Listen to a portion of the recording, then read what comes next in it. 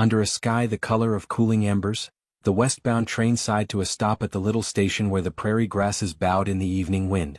Dust swirled around boots and hooves, catching the last fire of the sunset, and the smell of iron and coal hung in the still air. Silas Whitlock sat tall in the saddle, his horse shifting restlessly beneath him, ears flicking at the hiss of steam. The cowboy had ridden many trails, driven cattle across dry lands and slept under moons that seemed to follow him with silent judgment, but he had never carried more loneliness than he did on this night. 30 years had left his face bronzed and strong, yet behind his steady gaze lived the quiet ache of a man who had no hand to hold when the fire dwindled low. He had not come for anything more than supplies, perhaps a wordless nod from the station master, perhaps to watch the horizon swallow the train whole. Yet as the crowd scattered and trunks were lifted and voices called out names, he noticed her. She did not move with the others, did not step forward into eager arms. Ayanna stood still as a cedar rooted deep, her long braid glistening black against the pale linen of her dress. She was young, no more than 20, but her eyes carried an old watchfulness, as if she had measured storms before she had ever learned laughter. Around her the air seemed different, the murmurs of travelers bending away from her, leaving her untouched yet exposed. Silas's chest tightened, though he could not name why.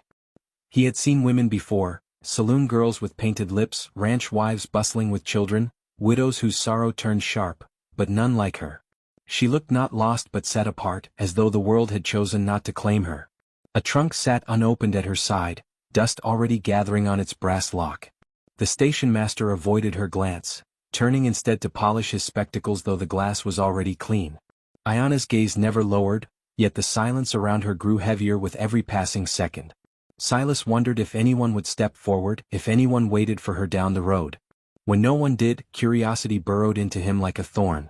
Who was she, and what story had brought her to stand alone in a place built for departures? The crowd thinned. Ayanna remained. The last of the light stretched long across the ground, and Silas felt the moment draw tight like reins in his hands. He dismounted, his boots striking the boards with quiet finality. She looked at him then, not pleading, not fearful, but with a steadiness that struck something unguarded inside him. He had no words prepared, no clever explanation for what moved him. He only knew that loneliness had stared at him too long, and here was someone who seemed carved from the same silence. "You're coming with me," he said, voice low, roughened by years of wind and whiskey. The words surprised even him, yet they left no space for retreat. Around them whispers rose, sharp-edged, disbelieving. The station master stiffened. A woman collecting her parcels clutched them closer, eyes narrowing. To take her was to invite every tongue in town to wag, every lawman's eye to linger. Silas knew this, but the truth beat louder in his chest.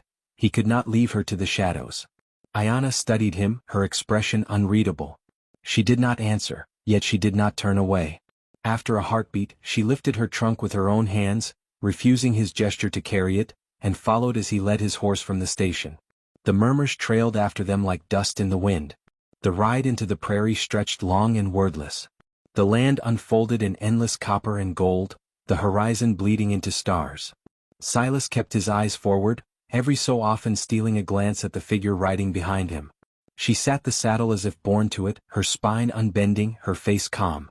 Her silence was not submission but its own language, one he did not yet know how to read.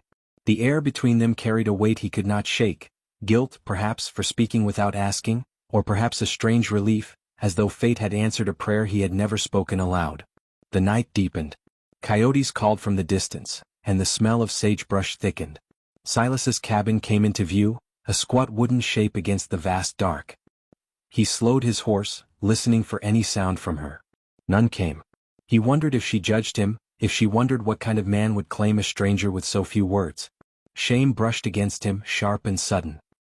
He wanted to tell her he was no outlaw, no thief of women, only a man worn thin by years of silence.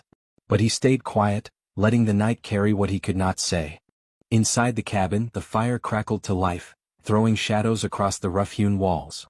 Silas set food on the table, bread, beans, water drawn from the well, and motioned for her to take the bed. She shook her head once, firm, and laid her blanket by the far wall instead. He did not press her. Instead, he stretched by the fire, hat tilted over his eyes, listening to the small sounds of her moving in the dark. Every creak of wood, every shift of fabric, seemed louder than it should. He closed his eyes but did not sleep.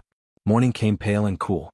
Silas woke to find her gone from the cabin, though her blanket remained. A pulse of panic jolted through him until he saw her outside, standing by the corral watching the horses. The sun touched her face, softening the sternness of her expression, and for a fleeting moment he saw youth where before he had seen only resilience. He stepped outside, boots crunching on the dirt, but she did not turn. He wondered if she would stay another day, if the horizon would call her away before he found the courage to speak more than a handful of words. As the days edged forward, small gestures began to bloom between them, fragile as desert flowers. He found water already drawn when he came from the fields. She left herbs drying by the window where sunlight pooled. Once he caught her laughing softly at a foal that nipped its mother's tail, and the sound startled him more than gunfire ever had. He began to notice the grace of her movements, the steadiness with which she carried herself, and beneath his weathered chest something long buried stirred awake. The town noticed too. Whispers followed them when he rode in for feed, when she stepped beside him to choose cloth from the mercantile. Sheriff Doolan's eyes lingered with caution. Martha Kincaid's tongue wagged behind curtained windows. Words like foolish, sinful, unnatural curled through the streets. Silas bore them in silence, though each one felt like a stone added to his back. Yet when he looked at Ayanna and saw her chin held high, her gaze unwavering, he found strength to stand straighter. In the quiet of their evenings she began to sing, low and lilting, words in a tongue he did not understand but felt in his bones. The cabin seemed to change with it, no longer a hollow refuge but a place where life unfurled. Silas felt himself softening, not weakened but steadied, as though he had finally found the ground he had always searched for. One morning as dawn spilled gold across the fields, he stood before her with a simple band he had carried for years, once meant for a promise broken long ago. His hand trembled but his voice held steady. He did not speak of forever, nor did he weave declarations. He only offered what he had: a life, a home, a heart slowly learning how to be open. She looked at him for a long breath, then placed her hand in his. The whisper that left her lips was small, but it was assent. They stood beneath the sky, no priest or crowd to witness, only the wind and the earth. And in that quiet, their bond sealed itself not with grandeur but with dignity. The loneliness that had once bound them both slipped away like a shadow at dawn, leaving in its place something stronger: belonging. If you ever find yourself standing at a station with no one waiting, remember this. Sometimes the journeys we fear the most, the ones begun in silence and doubt, lead us to the only home our hearts were meant to know. And sometimes all it takes is a single, trembling sentence: "You're coming with me," to change the course of two lives forever.